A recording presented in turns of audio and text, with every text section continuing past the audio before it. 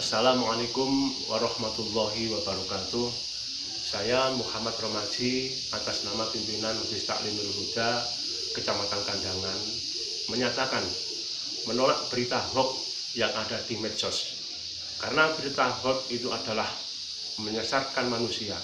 Mari kita sukseskan Pilkada Jawa Timur dengan suasana guyub rukun, aman dan damai. Wassalamualaikum warahmatullahi wabarakatuh.